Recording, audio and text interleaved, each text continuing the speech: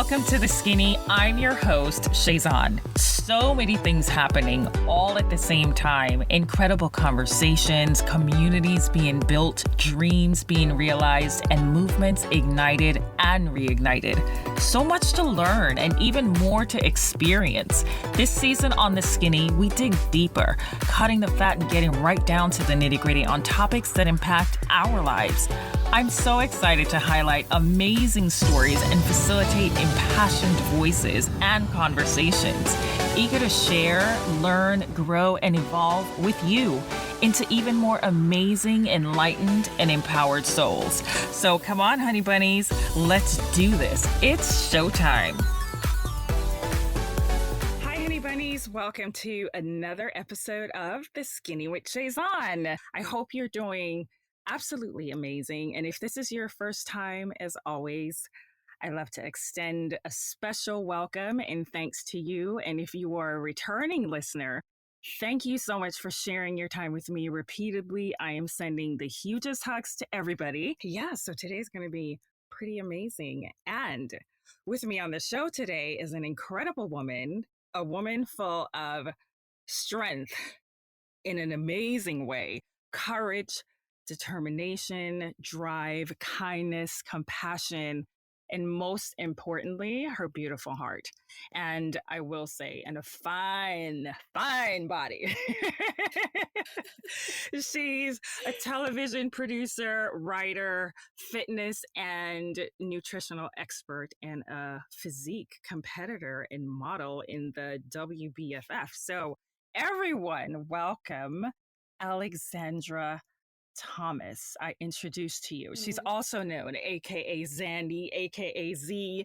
Welcome to The Skinny with Shazan. Hi, Thank Z. you. Hi. Thank you for that amazing introduction. Wow, that just made me feel so good. Thank you. Hi, everyone. I'm so happy that you're here, and all of that about you is so true. And yeah, so it's absolutely my joy to have you here. But so let's jump right in. Let's jump right in, get into the goodies because it's showtime. You are hot off the heels of one of the most incredible experiences and accomplishments in your life. And I want to jump right into that. But I would also love for the listeners to hear a little about who Zandy is, a little bit more about your very interesting career journey, and let's layer the bricks while we share your amazing story. So, you ready? Yeah, I started out basically, I started out in working in television. I Mm-hmm. majored in television film in college, and after graduating, I went into daytime talk show TV, and Mm-hmm. then I wanted something a little different, something a little bit more stable because I was the freelance type of work, Mm-hmm. and it wasn't promised every summer. You were without a job, so I wanted something more stable. So I moved on to news and Mm-hmm. I landed a job in 2014 at HLN, which is CNN's sister network, at the Nancy Grace Show. You started in TV. If you started on a part-time basis, what were you doing? What was that like? Tell us a little bit about those experiences Yeah. before HLN. Yeah, so those experience from 2010 to about 2014, I worked for NBC, and it was the Jerry Springer Show and the Steve Wilkos Show. Mm-hmm. And it Mm-hmm. was very interesting. Those are shows that I actually grew up watching. If you played hooky from school or you Uh-huh. stayed home, those are the shows we watched. So I was really psyched to get a production assistant position. It was my first job out of college, and Mm-hmm. I served as a booker. I would book the guests who actually, those guests you see on the show, I would book them and get their story, and I would help tell their story basically. Mm-hmm. And that's what I did for 4 years, but it became a little bit overwhelming. The hours were really strenuous. So, and I gained a lot of weight. That's actually where maybe I would say my fitness journey even started, because I gained a lot of weight. I became about 250 pounds at my heaviest. People typically know what their careers are going to be or what they hope their careers to be from a very early age. Did you always want to work in media? Yeah, as far as high school went, I got a got an opportunity to do little internships in high school, and I thought it was so interesting of how they made shows and how they wrote these scripts and how all the production came together. So Mhm. it's something I definitely found an interest in high school, and it was something that I did pursue, and I thought it was meant to be, so Mhm. that's definitely something. It wasn't something I always grew up. I actually wanted to be a doctor, and I, Mm. I wanted to work in the Mhm. health industry as a Uh-huh. kid, but then I slowly realized, oh, maybe entertainment is for me. So that's when I went ahead and I majored in television and film production. So did you, as chaotic as you said that it was, for those 4 years, did you love the experiences you had while working? Oh, yes. I got to meet so many different people from so many different walks of life. Literally, you would speak to people from parts of America you've never even knew existed. Mhm. And it just opens your eyes up to that the world is just so much bigger than the one city that you're living in. Yeah. And it opens your eyes to different conditions people live in, to how they perceive the world, to how you perceive the world. I grew up in Mhm. New York City, fairly big city, but it's still kind of small because you kind of live in that shell of New York City, thinking that this is the most wonderful city in the United States. And then you realize like, oh wow, there's all these people outside of New York, Mhm. and so it was definitely an eye-opening experience. I got to meet different people every single day. Uh-huh. So it was, I loved it. Yeah, I did love that aspect of it. Let's do highs and lows. What are two things you love the most about producing and the news industry? And what's one thing that you liked the least about it? The thing I love the most about producing is the fact that you can be creative. It's your baby, it's your project. You can put Mhm. it together from start to finish. Of course, you'll have feedback and you might need to make changes, but in the end of the day, it's your production and you get to see it cultivate on TV in real time, and then your name's on the credits. Mhm. That moment is what I live for. Like, wow, I put all these hours in, which brings me to the downside of it, the Uh-huh. hours. The hours, the work, it's work life. It was easy for me because I at the time I was single. I still don't have any children, but it made it a little bit easier for me because I didn't have any children or those Mhm. type of responsibilities. So, but it still was strenuous. 14-hour days, 6 days a Mhm. week. You got one day off to do your laundry, go to the doctor, get some rest, and then you're right back at it. 8 Mhm. a.m. So Yeah. the hours and the work life balance, it just was not. It was not healthy. So that's the one downside, I would say. You mentioned when you were talking earlier that during that time is when there was a lot of weight gain that happened in your life too. So do you think it was the rigorous schedule? You Yes. mentioned it, so I want to see how in your eyes, how does this tie in together? Yeah, it was definitely it had a lot to do with the schedule because if you think about it, you're on the run, you're going to work 14-hour day. When do you have time to meal prep or Mhm. be cognitive of what you eat? And then when you're working in that type of environment, you get a lot of free food, Mhm. So Yes. not only am I commuting, because I was commuting from New York City to Connecticut every day. Mm. So not only am I commuting 2 hours each way, I'm working 14 hours. So that's 16 hours. So basically 24 hours are basically done. Mhm. And you got free food every day. I picked up really bad habits. I smoked cigarettes even Mhm. for about 10 years because we would get free cigarettes, Wow. so to give Wow. to our guests. And if there were any left over, we would take them. So it Mhm. just became a bad habit. Yeah, I could have been more. I could have, I definitely take full responsibility because I could have made healthier choices. But when you're on the run like that, you don't think about it. You're just eating and going, eating and going. So you're Yeah. having pizza, you're having greasy breakfast sandwiches for Mhm. breakfast. Then you're having pizza for lunch, dinner, and Yeah. whatever else snack in between. And before you know it, you step on the scale, you see a picture of yourself months later, and you're like, whoa, when did I gain 50 pounds? Right. And you don't Right. even realize it. And now you're down the spiral of, oh wow, I'm unhealthy. And Mhm. with the weight did come a lot of health problems. Right, right. Is there a moment during that time in television and in your life that stands out to you as the most memorable and most meaningful? As far as in television, yeah, just me realizing that when I actually stepped down and resigned from that position, Hmm. That was the most memorable and meaningful moment of my career because I did it in a non-traditional way. It was to the point where I was mentally exhausted. Mhm. I had nowhere else to turn. I didn't know what to do. I was gaining a lot. I was approaching 300 pounds. Mhm. I felt horrible. I couldn't get up. I couldn't walk up the stairs without being exhausted. My health was declining. Yeah. And it was a show day, the worst days you could resign. It Mhm. was high intensity. I walked into my executive producer's office and I quit my job. I didn't have another job lined up. I didn't have a plan. Mhm. I just knew at that moment this was not healthy. Yeah. I had to recalculate my career. By this time, I was about 2.5 years into the job.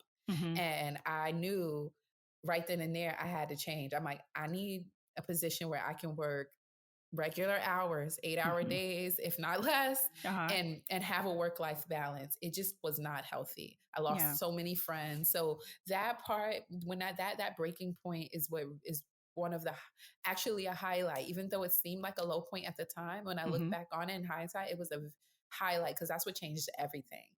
That's when I put the fear away and I was like, you know what?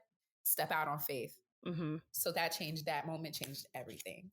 Listening to that was like that was like a life support moment where you had to make that call for Right. yourself above everybody else and above everything that was in front of you, all the responsibilities, because you needed to choose you. Exactly. Exactly. It was Yeah. either my health or it was either move back home with mom or my health.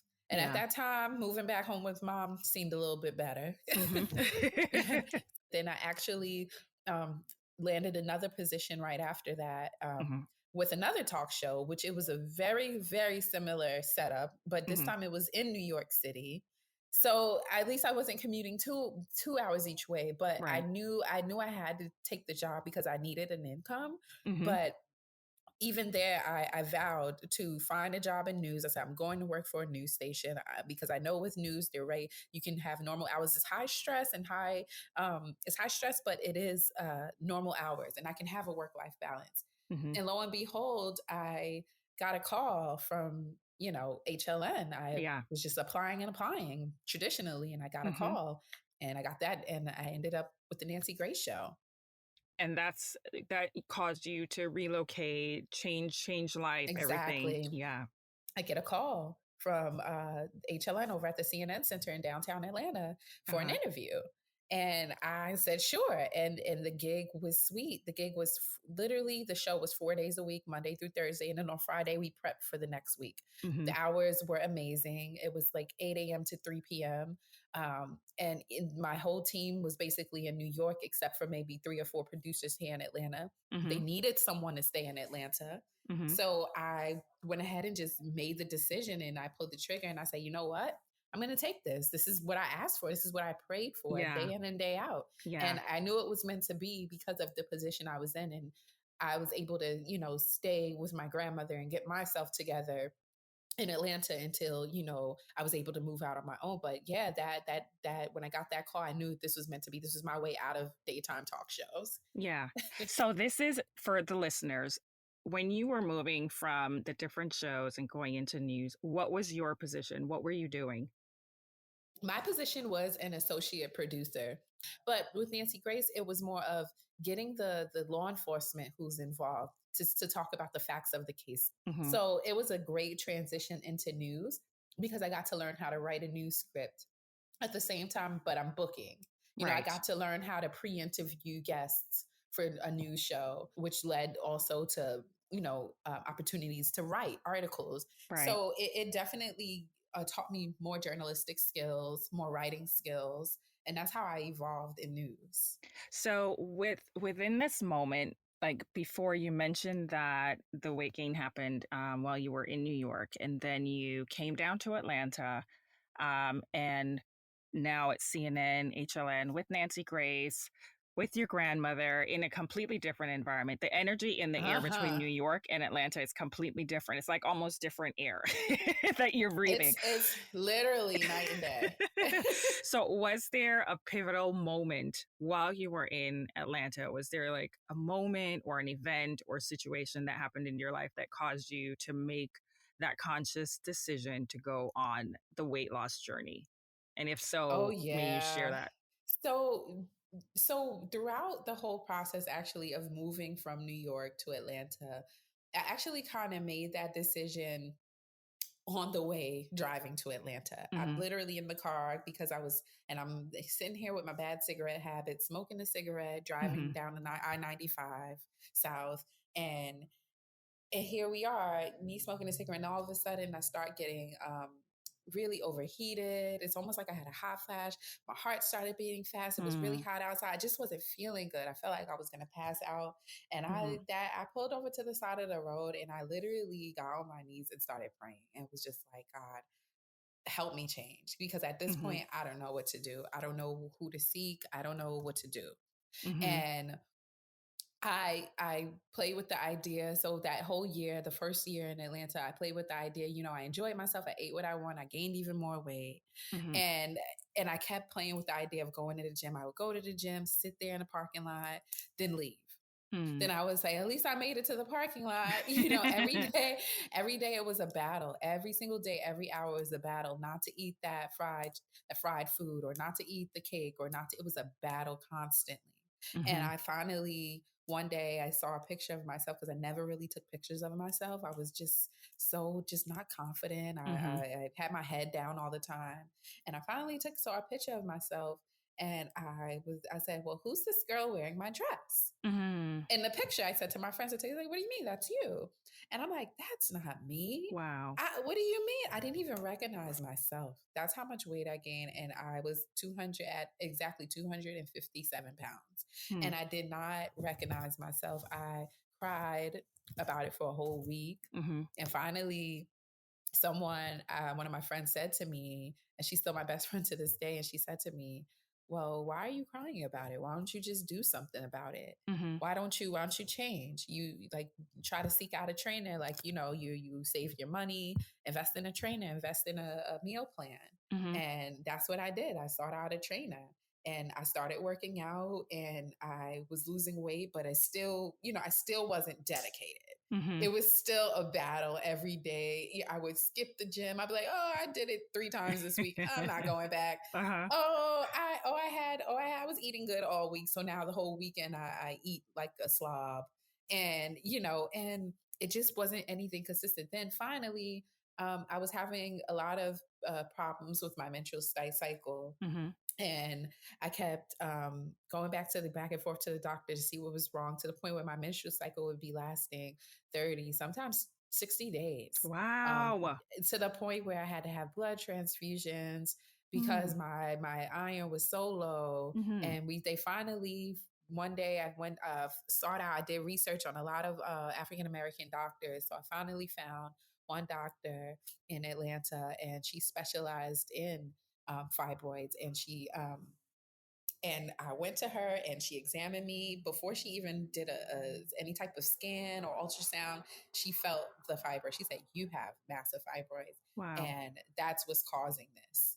Mm. Basically, these benign tumors were taking everything I had. They were taking all my energy. I looked tired. People would literally tell me, "You look tired." Mhm. And I would be getting sleep, but I would be getting 8 hours of sleep, still exhausted. Mm. And it's because I was losing blood. And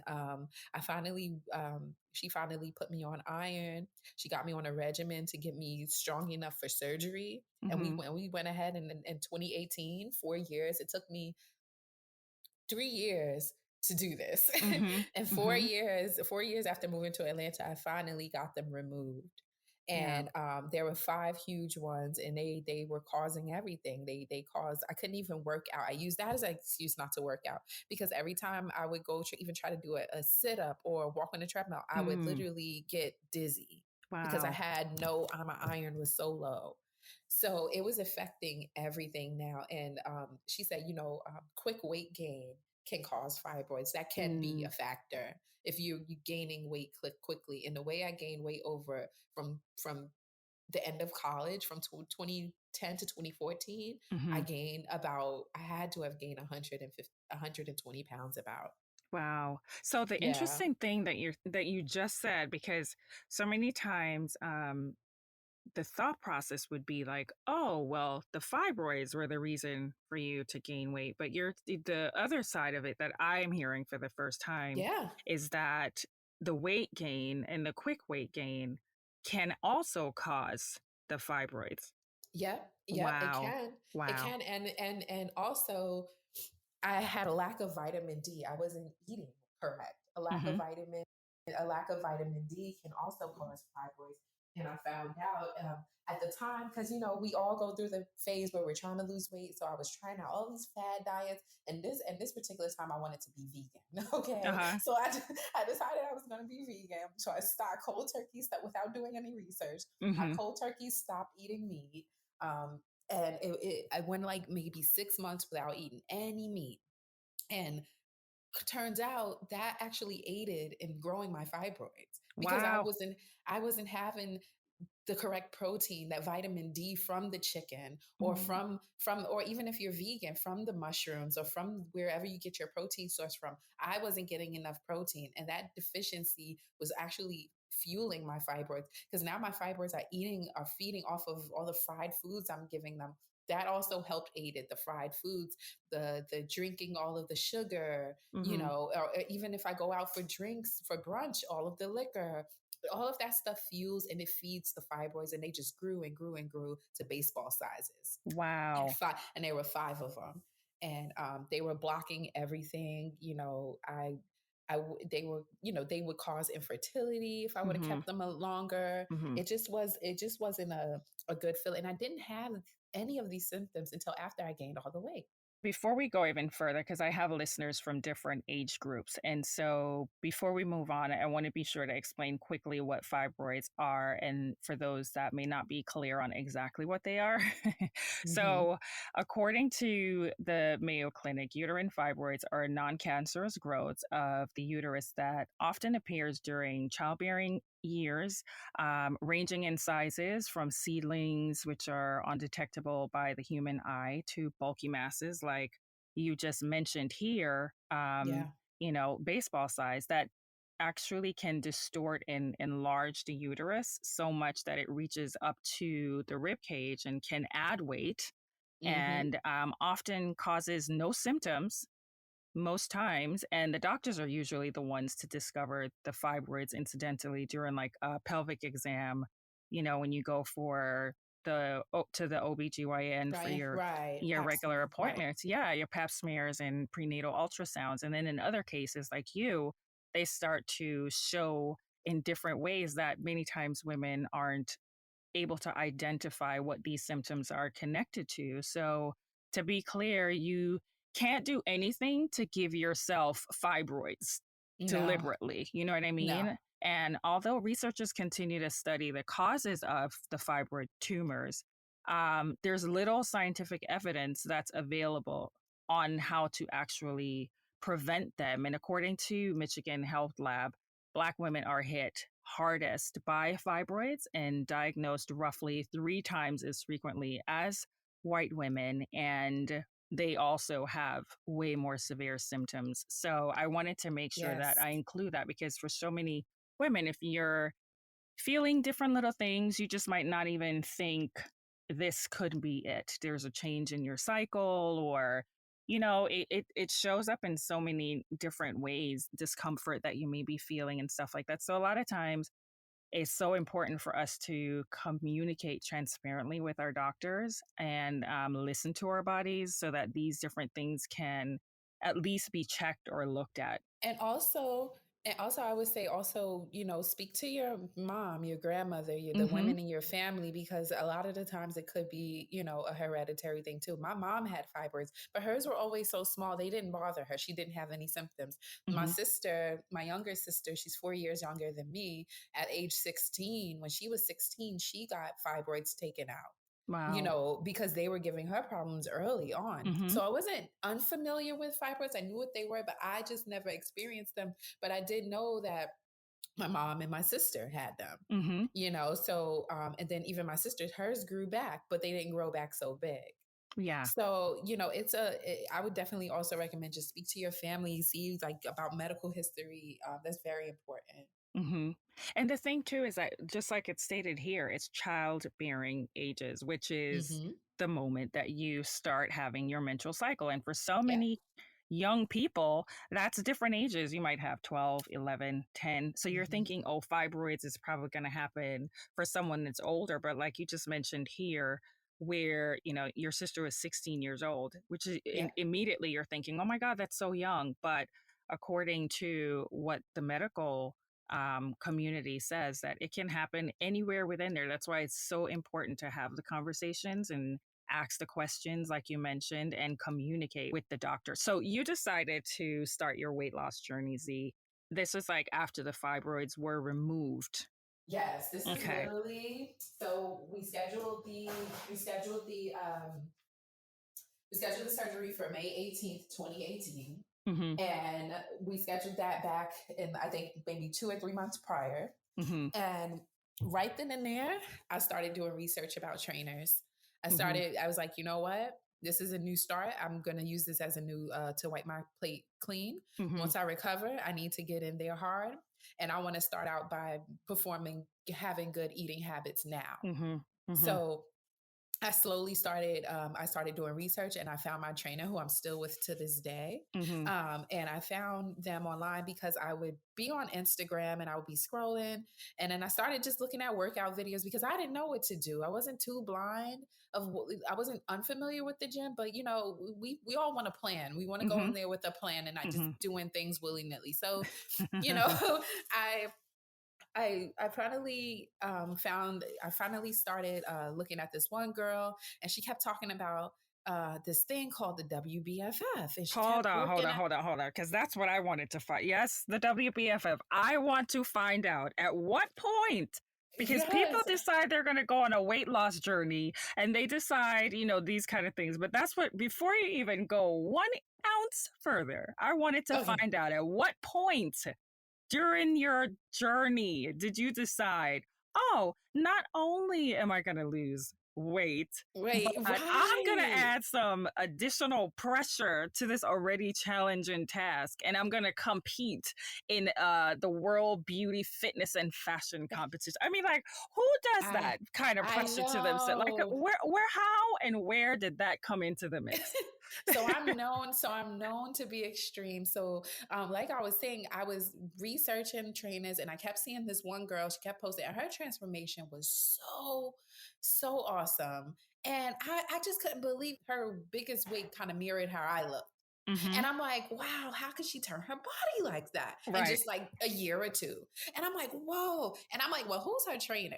And so Mm-hmm. then she kept always tagging this Team Dynasty, Team Dynasty. And I'm like, well, who's this Team Dynasty? And what is this WBFF? So at the time, I wasn't too keen. I'm like, I don't really want to do a competition. I just want to look like that though. Right. And so I finally reached out right before my surgery. I reached out to Team Dynasty, which Stephanie and Carrie, they're a couple in Dallas, Texas, and I finally reached out to them, and I said, they had a lifestyle plan, so it wasn't anything, no pressure to train. I explained to them about fibroids. I explained I'm going into surgery, but I want to start my meal plan literally in the recovery room. Mm-hmm. And could you guys help me? I need your guys to nurse me back to health, all of that stuff. And that's Mm-hmm. exactly what I did. I dedicated myself. I started the meal plan in June 1st. So I had my surgery May 18th. June 1st, I started my meal plan with them. And Wow. we started, and then 6 weeks in, when I got cleared by my doctor, I was able to do a little bit of cardio. And that's how we started. I started slowly but surely. And then I would say the end of 2018, I started losing a little bit of weight, but again, I still wasn't consistent. I had these Mm-hmm. trainers, but my Mm-hmm. trainers were in Texas. Everything was online. So I still wasn't dedicating myself. And I Mm-hmm. said, you know what? I'm extreme. When I set myself a goal, I have to accomplish it. Mm-hmm. So I say, you know what?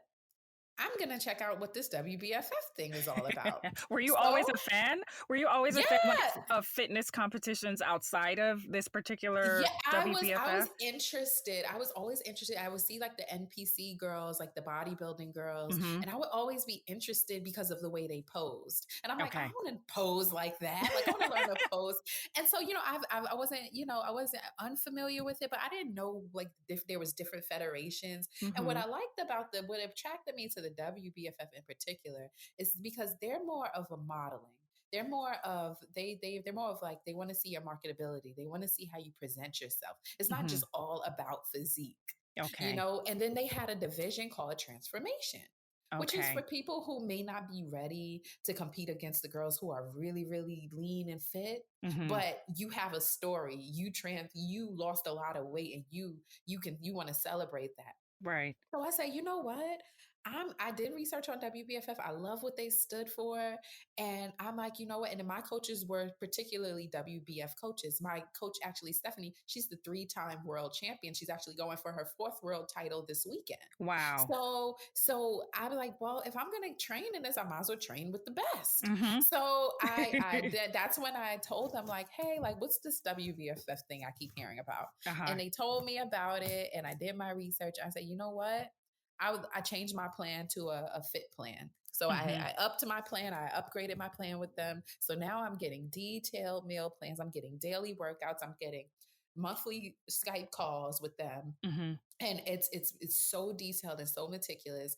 And that's when I really, really honed in on it. Okay. And I do want to highlight in between that time. So from about like December of 2018, I was getting that time I told you I was getting discouraged because there was no one in person. I Hmm. actually stepped away from my coaches. I actually told them I want to try to find a trainer in person. And I found a trainer. I found a trainer in person, but he discouraged me. He actually in Atlanta, he Hmm. told me because I told him I was interested in competing because it's when I was still kind of scratching the surface, just Yeah. saying, hey, so I found him and he's like supposedly one of the best competition coaches in the South. He has like the most pro athletes, Hmm. and it wasn't the WBFF, it was with NPC. Okay. And I said, and I sought him out. He was like even cheaper too, Hmm. but he discouraged me. He told me he would tell me do 100 sit-ups, and I would go in the corner and do 100 sit-ups. He wouldn't really train me, and then him and his wife told me, Mm. "Well, we don't think you could ever be bikini. It's not in your genetics. What? We don't think you could ever do that." Yeah, so but the thing is, he never took a genetics test on me. He never even did an evaluation on me. And I was Hmm. with him for 2 weeks. I paid him for a month. I was with him for 2 weeks, and I quit in 2 weeks. And you know what? And I told him, and I quit in 2 weeks, and then I fell off the wagon again for six Wow. months. Wow. Yeah, And this is that's so infuriating because yeah, people in when you are in a role where you are supposed to be somebody's mentor or trainer or teacher, you have the ability to either propel this person forward regardless of their current situation, or you have the ability to be so destructive, and that's through words and actions, and just saying those things within that space of time. I mean, if you weren't someone who's so resilient, and regardless of all of what everything is that was happening around you at that time, I mean, we're talking today and you're on the other side of it, and yeah, you're on the other side of that same competition that, they had the audacity to try to infuse such negativity and discouragement into you. What was the biggest challenge for you during this time? Was it that your initial coaches were in a different state, or what did you find to be the most challenging?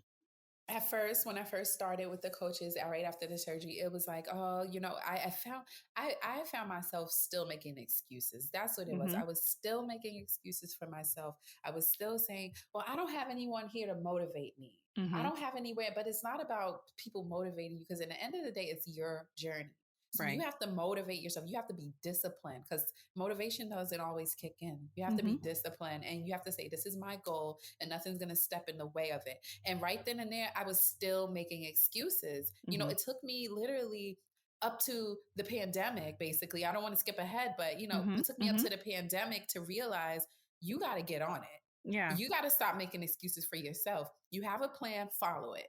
And Mm-hmm. so what I did was I made excuses. I told my coach, they were very understanding. I'm like, I think I need someone in person. I just want to try this out and see how it goes. But I'm just like not motivated. It was to the point where my coaches was like, were ready to drop me from their program because they're like, listen, we don't want to take your money. We want you Right. to do good. Like you haven't worked out in 2 weeks. We are Hmm. coaches. We're here to push you. We're not going to sugarcoat this for you. We can take anybody's money. Right. So we don't want you on our team if you're not going to work out, if you're Hmm. not going to dedicate yourself. Hmm. And that's when I was like, oh, okay. And I tried, but then I said, I need someone in person. And that's when I sought out the guy in person. And that actually, the grass wasn't greener. That Yeah. actually set me back because I lost by then I was about 20 pounds down. I Hmm. was about 230 pounds at the end of 2018. So I was 20 pounds down. I was feeling great. And then in January, I sought out this in-person trainer. And then he discouraged me so bad Hmm. that I let him, I let what he told me discourage me. And I Hmm. actually gained all that weight back. Wow. And so it wasn't until the summer of 2019 until I got back on it seriously. Hmm. That's when I said, okay, you gained all your weight back. Hmm. Even my boyfriend, he was in the gym with me, trying to motivate me, trying to push me. He even has a story of his own. He lost a lot of weight. But Hmm. regardless, during that time, me and my boyfriend, he had to really sit me down, really tell me, like, listen, you can't let what somebody said to you like Hmm. deter you off your goals. Right. And so I reached back out to my coaches again in Dallas, and I Yeah. said, listen, this is what happened to me. I had a terrible experience. I've been off the wagon for about 6 months now. I need you guys again. And they Hmm. were happy to take me back. They saved all my stuff from before. They Right. saved everything. They saved all my pictures. They said, we knew you would be back. And Hmm. from 2019 in Atlanta, and then that's, I think, summer of 20. So it took me a year from my surgery to really, really in my mind click, like, okay, Hmm. this is Hmm. about discipline and this is more about discipline than motivation. You want to lose weight, and it's not for an aesthetic, it's for your health. This is literally life or death. So after you pull the trigger with them and you're like, okay, I'm in this now for the long haul. What kept you going on those down days? And what do you describe as a down day? On the down days when you've worked 8 hours and you're tired, and or you had an argument with your mate, or there might have been I remember one time there was like a death in the family. Hmm.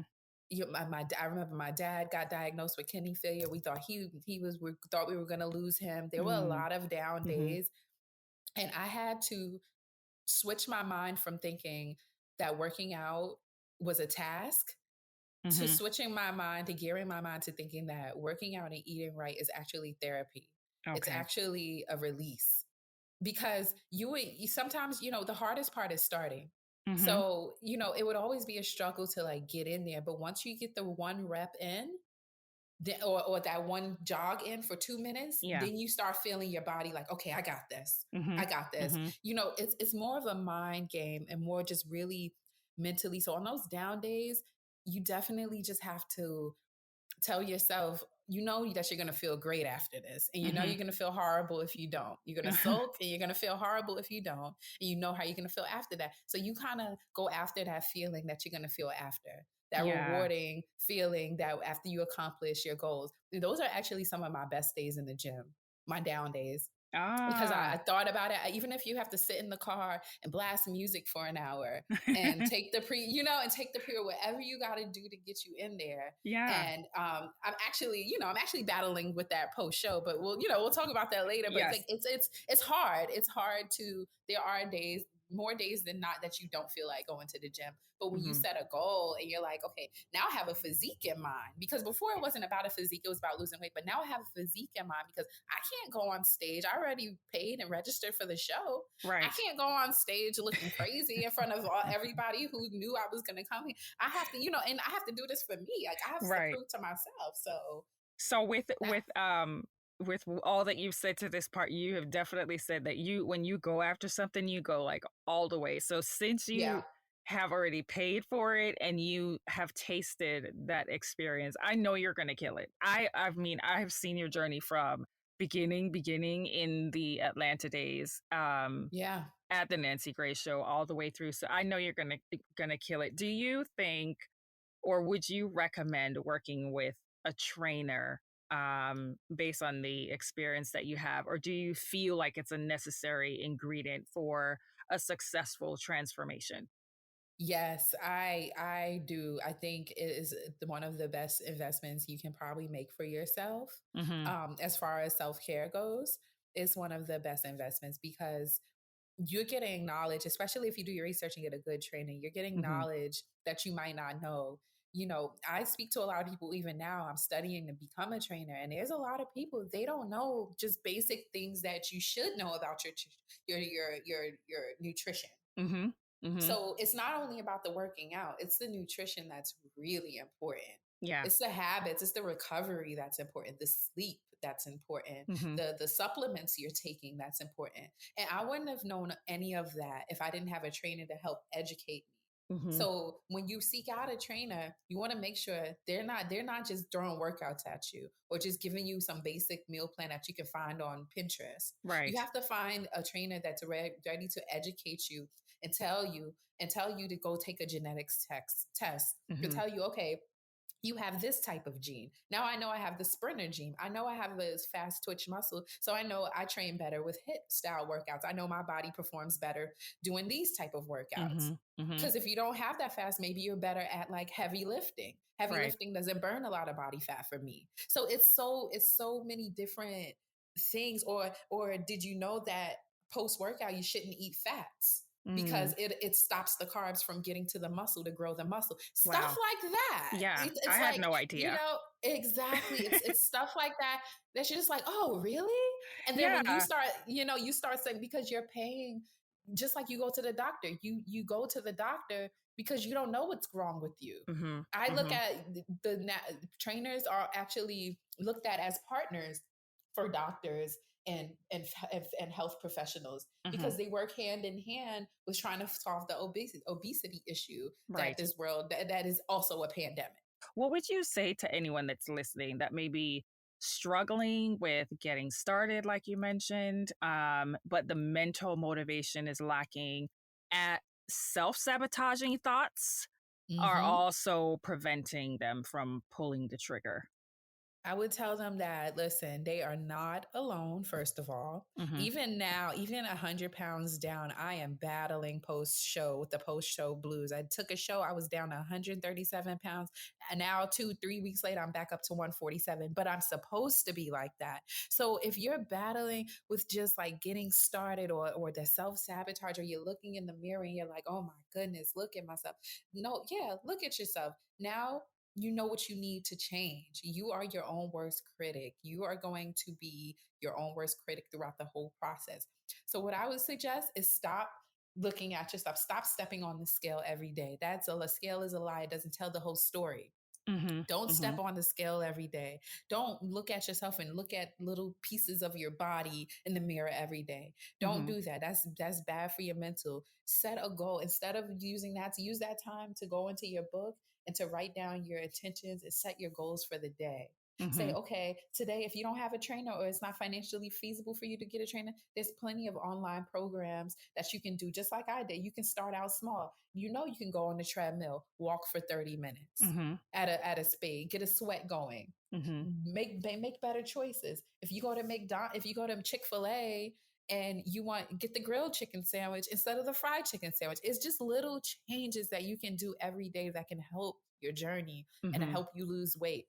Yeah. Instead of getting the large fries, get the small, or get the fruit instead of the fries. Hmm. Just make, I would say, to keep motivated, start doing your research. It's interesting to research. Go on YouTube, while instead of spending time going on YouTube looking at like binge watching shows, go on YouTube and look at some of the testimonials from some of these weight loss girls to give you motivation. Look at that while you're doing cardio. Look at some of their stories, because you'll soon find out, hey, we all have a lot in common when it Yeah. comes to this why, to our whys. We all have a lot in common, and Hmm. it's not just you. You'll learn that there's a community of women and men who want to do better, who battle Hmm. with the body dysmorphia, who battle with that. Even women who you see step on the stage who win top competitions, they battle with it too. Yeah. They Yeah. battle with having the binge. I just all weekend, I was just this morning I woke up and I'm like, oh man, I gotta go on and talk to Shay about this. But I'm battling my binging right now. Mhm. Over the Mhm. weekend, I sat there and I binged. I had cheesecake and this and that, and I'm Mhm. like, you know what? And I haven't been to the gym in 3 days. But you know what? My boyfriend said, you know what you got to do. Yeah. You know what you got to do. Yeah. And Yeah. it's just snap yourself out of it and just, you know what? Let me stop sulking about it. Let me Mhm. just take action. You have to take action. It's easier said than done. I know it Mhm. because I don't like Mhm. when people tell me that. I'm like, yeah, you can just say that, but it's true.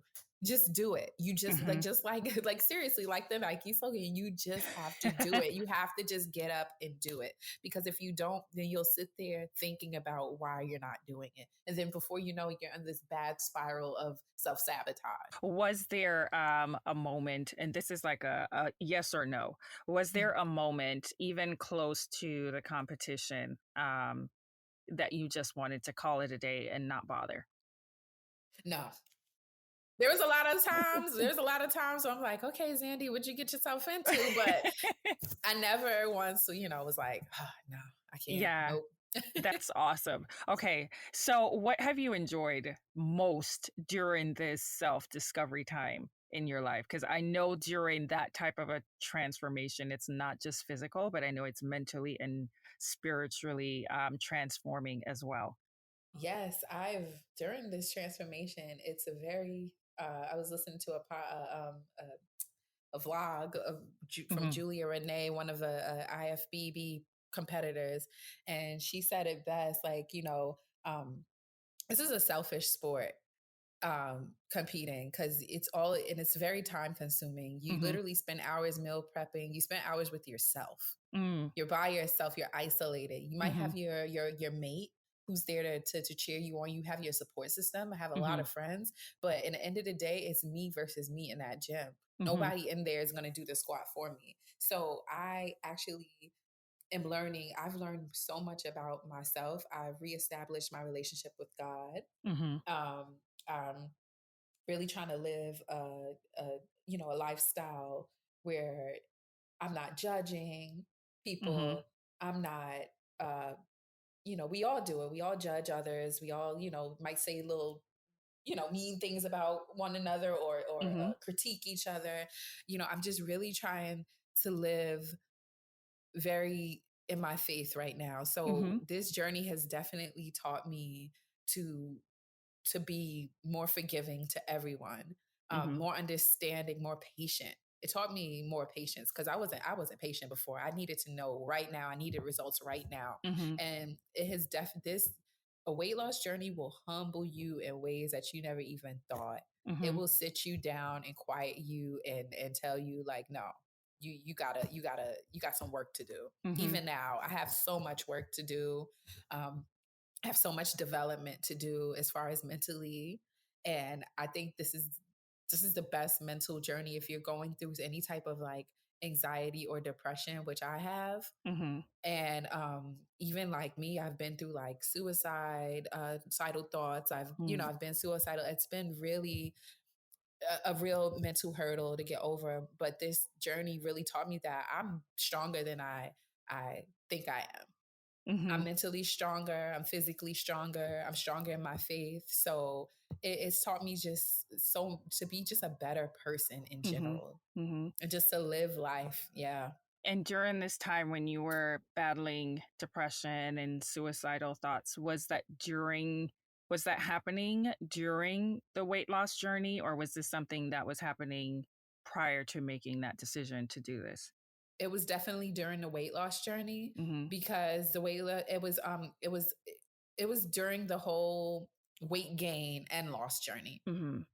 Because then, like I said, during your weight loss journey, sometimes you're just by yourself and you have all the time to just think about everything in life. And that's when you decide, like, am I gonna just sit here and dwell on this or make a change and so I can be better every single day? Mhm. And I battle with it the most, I would say, the beginning of that struggle, that back and forth struggle, especially when that trainer, kind of discouraged me. Mhm.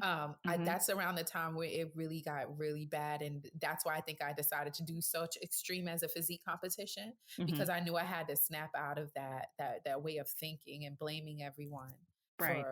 for my faults. Right. So yeah, that's around the time. Quick answer. What was your total weight loss from the day you decided to make this lifestyle change to the day of your competition? What's that number? How much had you lost? And was that your goal? Weight that you lost? Altogether, 110 Ooh, pounds. And yep, that is all together ooh. to date. Uh-huh. And my goal was my goal was never a number. It was always, I just want to be healthy. Uh-huh. So when I saw myself going into like losing 50 and 60 pounds, I'm like, oh wow, I'm really like my frame's really small. I can lose Mhm. more weight. Mhm. And yeah, that's when I set a goal to like be in like the 130s by competition. And I Okay. definitely did that. Yay! That is Yeah. so Yay. huge. Congratulations on accomplishing your goal. I mean, Yes. just it's your story and having the honor of witnessing that. I mean, I was like just like screaming at the phone when I would see stuff, and I'm like, Yeah. "Yay, see!" Yes, you definitely are part of my support system, Oh my Shazad. God. We have talked about the physical accomplishments, but the mental transition. What was that part like? How did that feel for you? Like watching your body transform in this way? And during this time, did you notice differences in how you were treating yourself, but not only yourself, but how others were treating you? Oh yes. Oh man. To see because I would take weekly check-ins. So Mhm. I'm literally seeing my muscle build week by week by week. Mhm. And it's to the point where every time there was a different line on my body, it would be almost every night. I'm like to my boyfriend, like, babe, look at this bicep. And he's like, and it's the point where he's just like, I know your bodybuilding's gonna happen. Like and he's excited for me, but he's just like, I know, we said this yesterday. And then it's the most amazing feeling to see your body grow muscles, not just Uh-huh. lose weight, but to actually grow muscles and look strong. We're to the Uh-huh. point where people started coming up to me in the gym, just like, wow, you have really great arms. And I'm Uh-huh. like, wow, thank you. Like, even something simple, because it's like, wow, people can actually notice these muscles Yes. now. Yeah. I don't have to flex. I'm just like in the gym, and people are like, wow, you look great.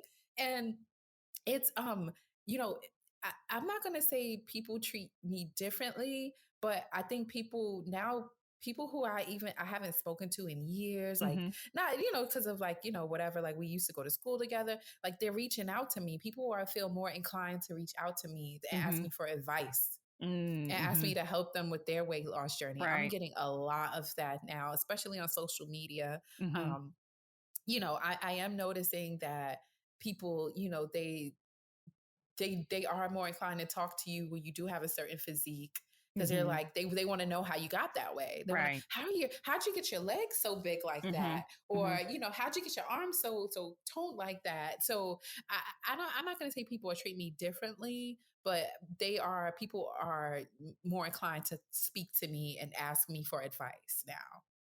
Yeah. Earlier, you at the very beginning, you mentioned confidence, that your confidence Yes. wasn't a 99, let's say, or wasn't 100. Do you feel like your confidence level also changed during this transition?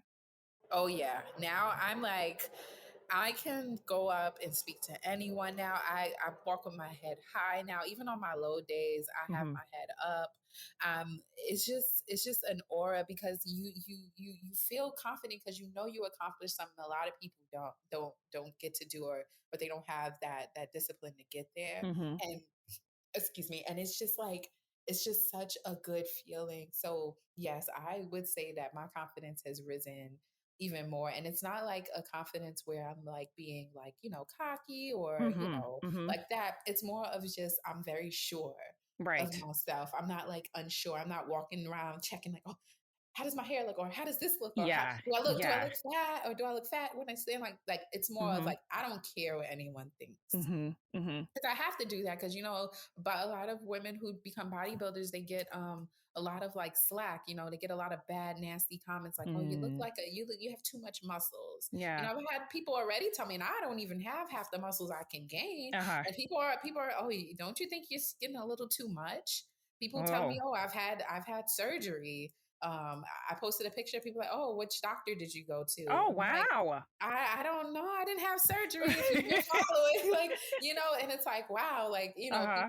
people can be really, really mean. So you have to have that confidence. Dr. I Z, know. that's your answer. When it was like, who, which Dr. Z, which is me. That's the answer. Right. But the gym will definitely help you grow your confidence. Just being in like working out and training because you're sure of yourself. You can whip those weights around. It's just such a Mhm. confidence booster. So yeah, my confidence is definitely way up than before. Even people, my friends, they're just like, you're just like this different person now. I'm the one that's planning and like, hey, let's do this, let's do Uh-huh. Uh-huh. that. Yeah. So Wait, so this is a perfect time for this question that I had for you. During this time, like making big lifestyle changes, especially when it comes to bettering yourself in any way, not just in weight loss, but in any way, it can become a very telling time as it pertains to the people around us. Did you yes. have a great support system and did you lose any friends along the way? I had an amazing support system. My siblings, my parents, my Mm-hmm. boyfriend, of course. It's just me and him here in LA. As far Mm-hmm. as that, you've been Mm-hmm. supporting me. Especially my coworkers Uh-huh. at KTLA. They've really supported me. And also now my new job, I work at 24-hour fitness at the part Uh-huh. time at the gym. So everybody, I have such a huge support system cheering me on. I'm sorry, what was the second Did question? you And lose what any friends along the I way? I did, Mm-hmm. some people they just don't understand the sacrifice Mm-hmm. and they think that you're being selfish and you are. Be like, Mm-hmm. well, yeah, I am being selfish. All these years I've been catering to you in your habits Right. and I form bad habits with you. And you try to bring people along with you. You try to like because you're so excited about this weight loss journey. You know they can Mm-hmm. do it too, and you want to help change their life. So you try to help them too, but they're not into it. And which is fine, Mm-hmm. but they start to bring you down and they start to tell you like put their fears off on you and Right. don't you think this is a little extreme, and they don't understand like why you want to train like this for months just to like be on a stage one time, Mm-hmm. and they don't understand the goal and like the sacrifice. So you have to separate yourself from those people Yeah. because then they'll start trying to discourage you and tell you you can't do it, and Mm-hmm. that's not true. But those are the same people who have they've come back around and they say, wow, you really did it. I Right. didn't think you I literally I didn't think you can do it, Right. because they don't think they can do it. So I was just about to say they were projecting their abilities or their inabilities on you, and it right. had nothing to do with you. So, with my minimal knowledge of fitness or bodybuilding competitions, um, I've now seen more of it with you, sharing as you have during this whole time. So, the days leading up to it are usually pretty intense from what I could see. Uh-huh. There's like the traveling, the special menus, the photo shoots and Hmm. meetups and all of that kind of stuff. What did that entail for you? Like, how was that big day? Because you worked so hard, Z, to get to this. I Oh, mean, you moved to a new city in yeah. 2019 to During LA, right, and then right? a pandemic had Yeah, to right train from into your home. new position, the Right. pandemic, and you're working at a new station in a new city. That's a lot of pressure by itself. The pandemic hit Mhm. by itself. And these are all major life changes just individually. But this was also in the midst of your weight loss journey. So it's like, Yep. how was this day? Like you were there at the facility. What was that day like for you? It was that week because so the last week of right before your show, it's usually called peak week because that's when you're coming in at your most leanest Hmm. and you're peaking that week. Hmm. And And that's what when does you're that going to look mean? your most, that means you're going to look your most fit. That means we're they're drawing mostly a lot of water out of you. You're looking lean. Your muscles are looking full. You're looking the best you could. You're at your best physique of the Hmm. time Hmm. that you created. So you Right. basically you prep all season. So you prep all season basically. You prep for about however long you do. Mine was maybe 2 years in the making. Hmm. So most women they prep for about 5 months before the show, and during that 5 months, you're slowly taking away your food. So Mm. you're creating this extreme caloric deficit so you can get your weight down because off season you've built all that muscle up. So Hmm. now you're trying to maintain the size while bringing down all of that fat out of you. Okay. And so you start out all these calories, and by peak week you're literally chomping on a little bit of chicken and a little bit of rice and some green beans, and Hmm. and by that time you're just like, I'm over this green Uh-huh. beans, I'm over this chicken. And then peak week you can't have any type of like salt on your food, no Mm. condiment. That's when they take away your condiments, they take away Hmm. your sugar, even the sugar-free stuff. Even the Uh-huh. stuff with no, they take away your sugar-free barbecue sauce, the stuff that was saving you through prep. They even take away your coffee, Wow. the caffeine. So now you've had coffee to keep you going in the morning. Now you can't have Hmm. coffee for that week. So, it was intense. And then plus you're traveling. Uh-huh. So for me, it was more of the hurdle of like being in this resort with all this great food, Hmm. and Hmm. I can't touch it at all until Saturday night. So wait, You wait. know, and What was the celebration meal oh after? my gosh, I still didn't overdo it. I had a big fat juicy steak, Mm. Hmm. and I had a baked potato, but I got all the toppings on it, like all the Uh-huh. cheese, the chives, the sour, I got everything on it. And then I had like a salad. I had a Uh-huh. salad. But the next morning, because we were in Dallas, I got Waffle House, of course, the all-star Uh-huh. breakfast. And we had like some Italian food for lunch. We had Hmm. wings on because then we were flying out Sunday night. So we had wings on the plane for Oh gosh. Fridays.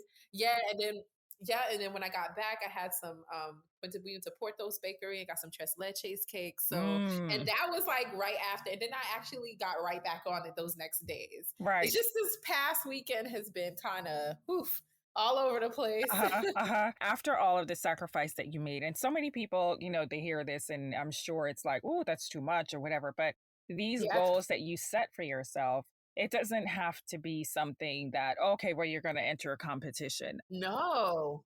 What's the day in the life of Zandy? So tell me in like the bullet points of how your schedule may look for your day. The alarm goes off in the morning at what time? 4:30 a.m. 4:30 a.m. Then by 5, then 4:30, I give myself about a half hour to just like wake up, go to the bathroom and brush my teeth, wash my Hmm. feet, just wake up and do my morning routine. Hmm. And then by 5, I'm in the gym at the apartment gym, which is down the hall, Hmm. doing my fasted cardio, meaning cardio on an empty stomach. Okay. And I do fasted cardio. I wake up, I take my burn nutrition. It's a thermogenic power that helps you sweat. Then Hmm. I go ahead and I go into the treadmill, do my fasted cardio for about 35 to 45 minutes. And Hmm. then I come back home, get ready for work. I'm at work by 8:30 a.m. I'm off Mm. of work by 3, Uh-huh. right? And then since I work in the gym, Yeah. I go right upstairs and I get my workout in right at 3 I give myself about 2.5 hours to do my workout. Hmm. Sometimes it doesn't take that long. It just depends what I have programmed that day. But if it's like a heavy leg day, I definitely give myself about an hour and a half to 2 hours, and I'm Hmm. home by 5. And then from about 7 to 9 is personal time with, just me and my boyfriend Jason talking about our day, Hmm. talking about what we're gonna do for the next day, and then is off to bed. Right. So what kind of you mentioned like calories when you were talking earlier, calorie intake. Do you have a specific like calorie goal each day or calorie number that you stick with for your intake on a daily basis? Yeah, so right now I'm actually taking in about 1,500 calories. I'm back up from 12 Hmm. because what happens is after you compete, you have to do a reverse diet, meaning you Okay. have to slowly bring up the calories because you got to think about it. Before that, 5 months, you were slowly taking it down, Right. losing all this weight. So if you all of a sudden just start going back to your old ways, you can literally gain 20 pounds in 2 weeks if you don't Ooh, do it right. Yeah, you can. wow. And then you'll be really depressed. Like, oh my Right. gosh, what did I do? So you have to have a plan with your coach for post show, because Okay. this is the most important part. This is actually more important than stepping on stage, because the next time you step on stage, this will determine your package. So reverse Mm, dieting. So he brought me up from 1,200 to 1,500 calories about. So now I can take in way more fats. I can hmm take in way more carbs, because now we're in growing season. We call it improvement season. This is the Okay. season where I put on weight. I put hmm on about 10 pounds, which I have already, and I'm right on track. hmm So I put on about 10 pounds from show. So I'm 147 right this second. hmm And this is a time where we start building muscle. We start Okay. building those, improving those areas where we want to build. And then Right. once a week, I get a refeed meal. We hmm don't call it a cheat, which you probably would call a cheat meal, but we hmm don't call it a cheat meal because we're eating with a purpose. Right. So it's to refeed your body. Your body kind of needs that Mm-hmm. big calorie. So my coach will be like, have a refeed meal of 900 calories, meaning I can go have a burger and fries, or I Right. can go have some pizza. And then You know, 900 is in addition to what you're already having. And exactly. you reference the cheat meal. And for me, years ago, and working in media and with beauty and fashion and stuff, there a lot of times like the talent that I'd be working with or clients, they're, health conscious or they're weight conscious or they're trying to lose weight or whatever it may be. And that was always something that would always get me when I would hear them say it was like a cheat meal or they cheated this weekend or whatever, because I could see on their face, because I'm working with them so closely, I could see on their face that when they would say that, they were like, they felt horrible or they felt down or they felt regretful. And so many years ago, anyone that I would interact with, and I'm like, no, instead of saying a cheat meal, say it was your treat meal, because Yes, you're doing all of this commitment and sacrifice and just being so diligent the entire time. So when you get to a point where you are doing the plate of whatever you want without thinking about calories or anything like that, it's like so horrible to think that you're cheating, because that mental process in your mind is that you're doing something wrong. Versus if this is your treat meal, it's a reward along the way and along the journey. So I always try to have exactly. people shift that thought process so you're not like beating yourself up afterwards, but it's like, hey, this was my reward along the way. Like I've got my reward baton and now I can continue going. But before we close, I wanted to quickly ask you about your career change, your major career change. Yes. You are training right now, or you're studying right now, to Yes. be a personal trainer and expert speaker on weight loss and nutrition. How is that for you and how is it going?